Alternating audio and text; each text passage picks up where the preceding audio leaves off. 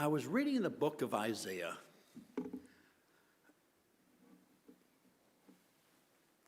Something else now? Now can you hear me? You lost me. Oh, it keeps shutting off. Okay.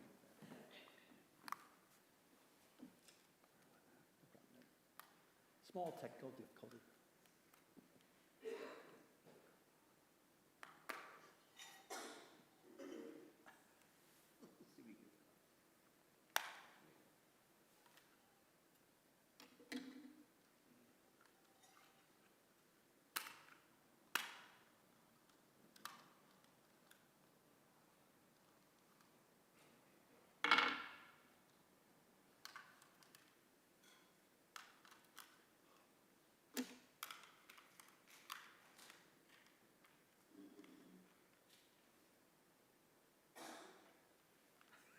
You can do it.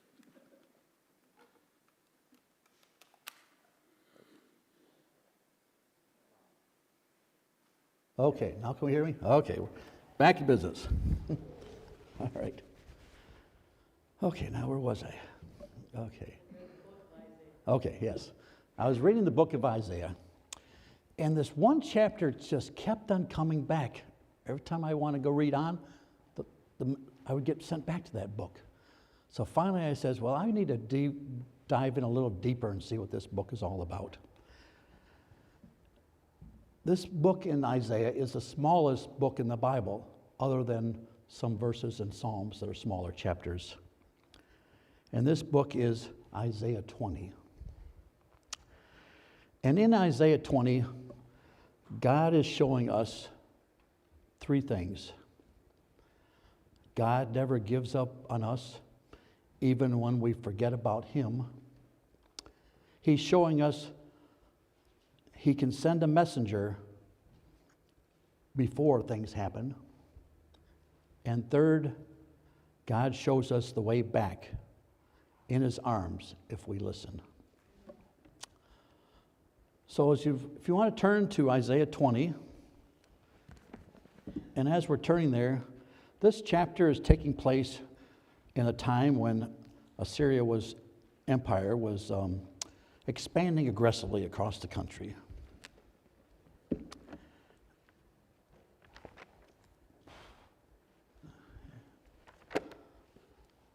Okay, so we read here in Isaiah 20. In the year that Tartan came to Ashdod, and Sargog, the king of Assyria, sent him, and he fought against Ashdod and took it. At that same time, the Lord spoke to the son, Isaiah the son of Amos, saying, "Go and remove the sackcloth from your body, and take your sandals off your feet." And he did so, walking naked and barefoot. Then the Lord said, "Just as my servant Isaiah has walked naked and barefoot 3 years for a sign and a wonder against Egypt and Ethiopia, so shall the king of Assyria lead away the Egyptians as prisoners and the Ethiopians as captives, young and old, naked and barefoot, with their buttocks uncovered in the shame of Egypt. Then they shall be afraid, and the shame of Ethiopia and their expectations, and Egypt their glory. And the inhabitants of this territory will say in the day, surely such is our expectations, wherever we flee for help, to be delivered from the king of Assyria. And how shall we escape? Now, like I said, this is a really small chapter, but there's a whole lot in that chapter. And hopefully I can demonstrate what's in there. First thing we're going to ask is, why was Ashdod so important? Ashdod was one of 5 major Philippian cities. It was wealthy, it was fortified, and it was on a major trade route. But as we see in verse 1, the city was captured, and scholars say it was around 711 BC. So let's take a look what's happening in the background here. The book of Isaiah 20 is talking about Judah. Judah is afraid because the superpower Assyria is conquering everything in its path. God is using Ashdod as a message to Judah. And when fear enters your heart, faith often leaves the room. So Judah started looking around. Who can help us? Who is strong enough to protect us? Their eyes landed on Egypt. Egypt looked stable. Egypt looked powerful. And Egypt looked like a good backup plan. And there lies the problem throughout the ages.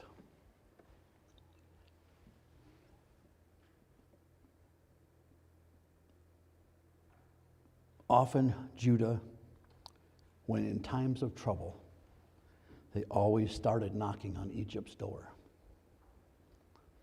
And we can do the same thing today. When our lives are shaken, do we start looking for something to hold on to? It could be as simple as our jobs, our friendships, our money, government systems, you name it. And sometimes our minds might be thinking, boy, as long as we have all these things, we're going to be okay. But God is always watching. And He knows something you don't, that we don't.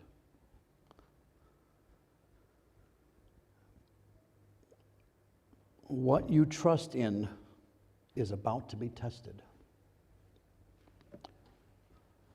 God could have told them, don't trust in Egypt. But would they have listened? What God is saying here is, I'm going to have to show you. And this is how He did it, as we read in verse 2 and 3. Let's go back there for a second.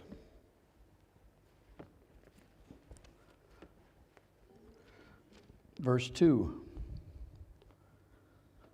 See here.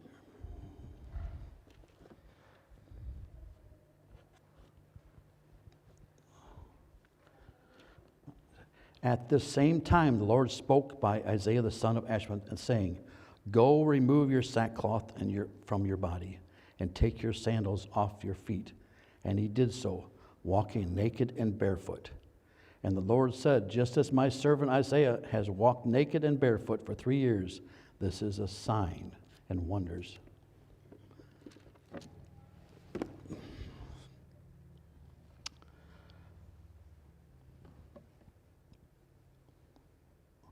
One little small note I was going to say before I read that, which I skipped my mind, is, I don't know if some of you have read it and maybe didn't quite understand it.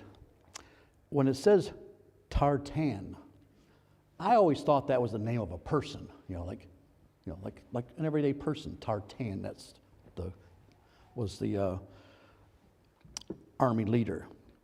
But tartan actually is a position. And it is the position of the commander-in-chief of the Assyrian army. So just a little note there. Through all the years, I thought it was a person, but it's actually a position.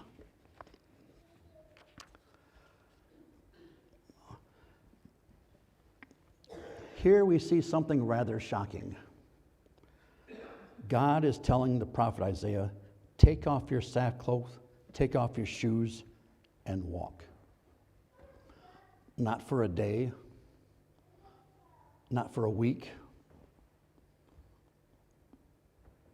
but for 3 years. And can you imagine seeing a prophet of God like that? Day after day, year after year, people whispering in the background, people mocking, Maybe people even confused. But God was saying in this sign is, and it wasn't random, it was a prophetic sign, symbolizing that what would happen to Egypt and Ethiopia. As Judah was tempted to rely on Egypt and Ethiopia for protection,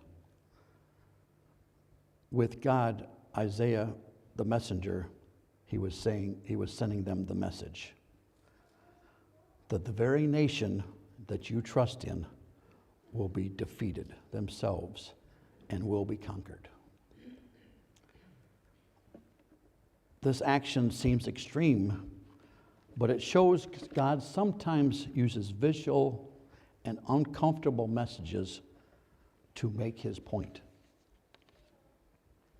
He wanted them to feel the shame and the shock of misguided trust. Instead of trusting military might, alliances, or political strength, or powerful nations, God is calling his people to trust him alone. Isaiah walking barefoot as a living sermon. And the things we lean on for security today are going to fall away. We have to lean on God for everything. God didn't just send a message to turn the prophet Isaiah. God didn't send the message. He sent a messenger. 3 years Isaiah walked barefoot and stripped of his outer garment. Strange, uncomfortable, and embarrassing. But God was trying to show his people something urgent. Judah was afraid of this superpower because it was conquering nations one by one with ease. So as Judah turned for help towards towards Egypt, these nations looked very strong and established. But God always sees something that we don't. What looks strong to men, we can be weak before God. As I said earlier, we can do the same thing today. Trust in our careers, trust in our bank accounts, trust in our connections. But as we see many things happening in the world right now, are we going to be ready? God is asking us, what happens when all those things fail?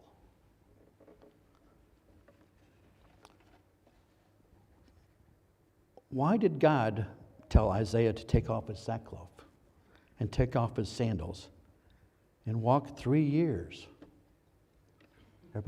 Anybody know why? Well, verse 4 and 5 shows us this. Verse 4 is explaining why Isaiah's 3-year sign. God was showing them Assyria would defeat and humiliate Egypt and Ethiopia. People of all ages, young and old, would be taken captive. And in those days, when they were taken captive, they normally were stripped of their garments and shoes as a sign of defeat and of shame. So the nations seemed strong and powerful, but in the end they were brought down. God was illustrating the future of Egypt. They were going to be captured, stripped, and stripped away with shame. God sometimes exposes our false securities, not to hurt us, but rather to help us. He'd rather embarrass you in false protection than have you lose your future.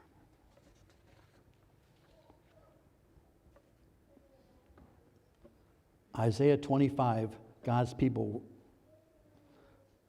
were afraid and ashamed because they trusted in something that failed.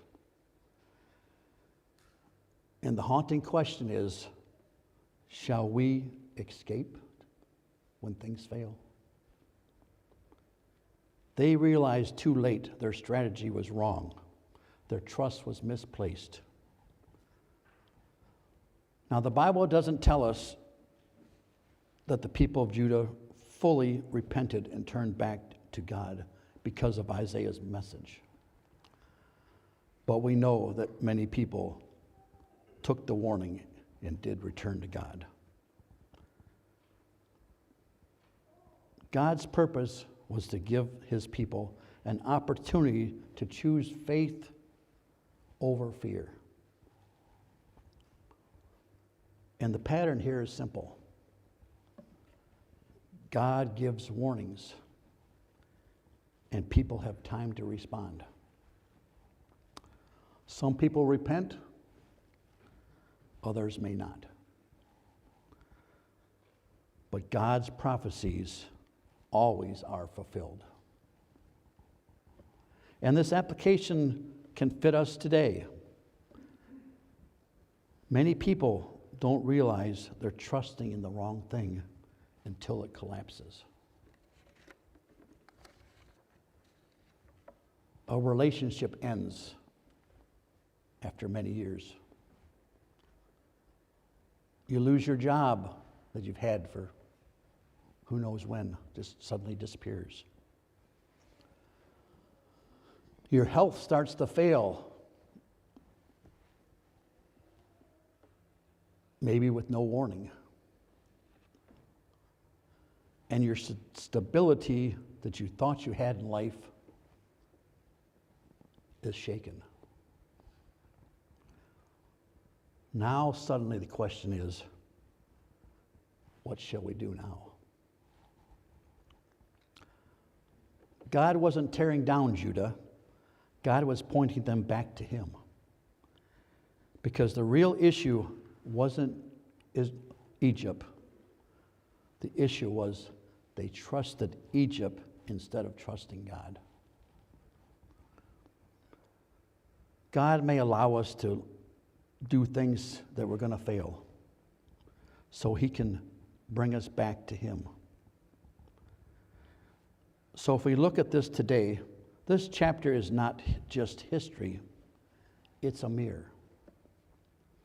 And the real question is, what and who are you trusting in? Because if it, as it shows in Isaiah 20, if it's not God, it's not secure.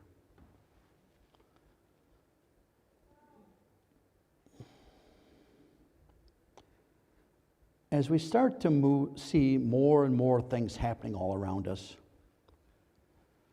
we need to start to ask the question today, how are we going to escape? We need to think about making wise decisions now.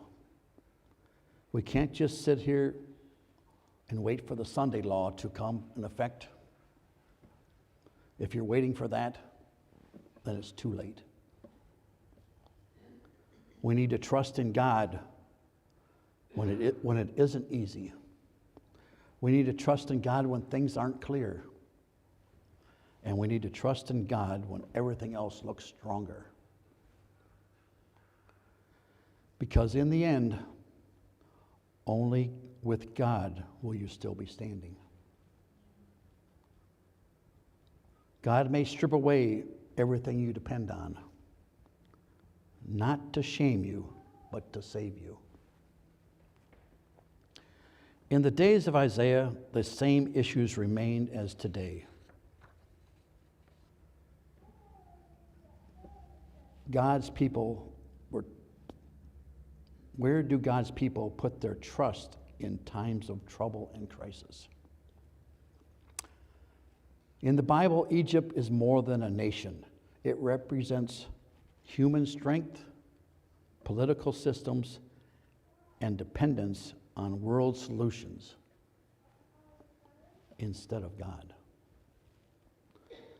Judah repeatedly wanted to go back to Egypt, not just physically, but also spiritually. In the last days, just like Judah, look to Egypt. Many of God's people today will look for earthly systems to protect and be stable. Isaiah walking barefoot and stripped symbolizes Egyptians' coming humility. So what people trust in the final days will be publicly exposed. And as we are warned in the final crisis, when it comes, it's involving worship, alliance, and obedience. Judah faced a choice: trust God or trust Egypt. End-time believers will face the same similar choice: trust God's commandments or comply with human systems for security.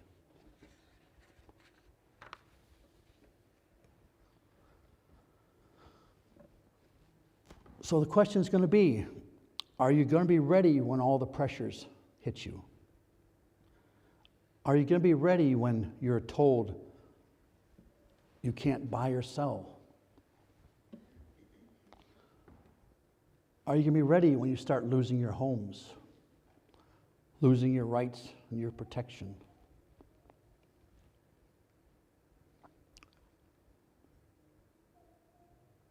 When this happens, will you run to your Egypt, or will you run to a worldly system for safety? Just as said in Isaiah 20 says, how shall we escape? This is a cry of people who trusted the wrong thing, and they realized it too late. And many will fall at the same thing. The system we trust cannot save us. So as the world crumbles around us, what is your plan? Are you going to follow the herd?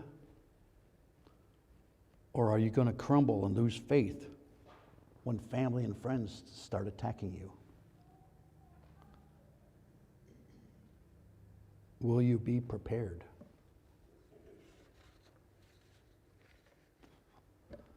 We don't know when the end time's going to come. It could be 10 years, it could be 20 years, it could be 100 years. We don't know. Only God knows. But we do know this: the end is coming.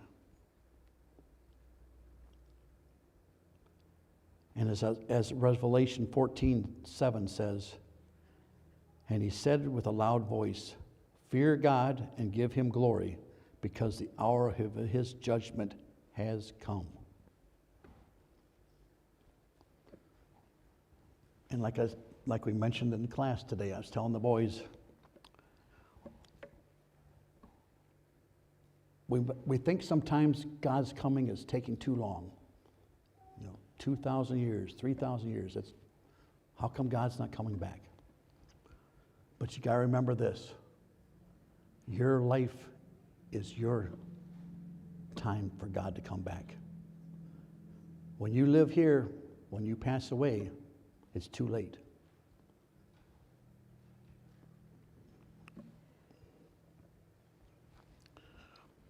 When you take your last breath, that's your final decision.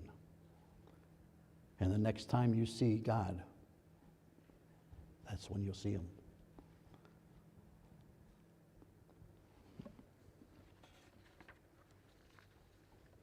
So in closing, I'm going to tell you a true story here.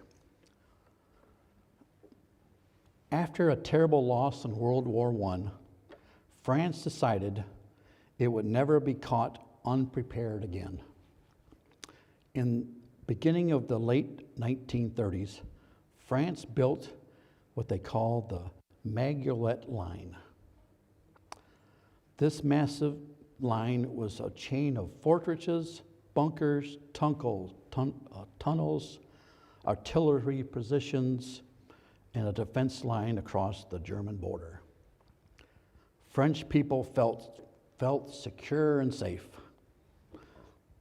the line was considered indestructible. Billions were spent to build it. Then World War II came, and in 1939, many believed the Magnetic Line would protect France from any German attack. The message was simple: no enemy can get through this. So what happened? In 1940, Germany did not attack the strongest part of the line. Instead, German forces just went around through a heavily wooded forest.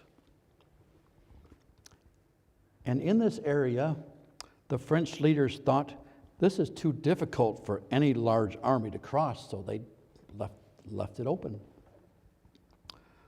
So Germany went around the Magnetic Line. France's great defensive system was largely bypassed. France fell. And the very thing the nation trusted to save them failed them. Why?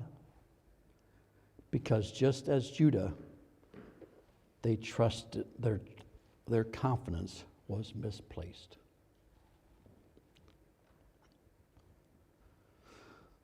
We are going to go through struggles and tough times in our lives. And our faith is going to be shaken at some times. But if we hold on to Jesus, He will protect us all the way. We're still going to go through these trials and troubles. And it's going to seem like sometimes He's not even there. But we always know He is. Just remember, things may appear strong in human eyes. Things that appear strong in human eyes may already be collapsing in the sight of God. So the question is not what looks secure to you. The question is what God has said we can trust. And if we do that and hold on to God's word, go out and spread His word, and keep the faith,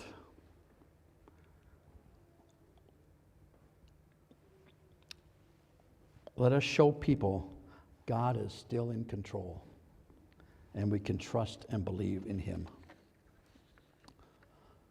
Just as Jesus said to Thomas in the upper room, "You believe because you see. Blessed are those who don't see but still believe." And that is our mission. So if we do that, just as our opening song said today, God will take care of you. God will take care of you.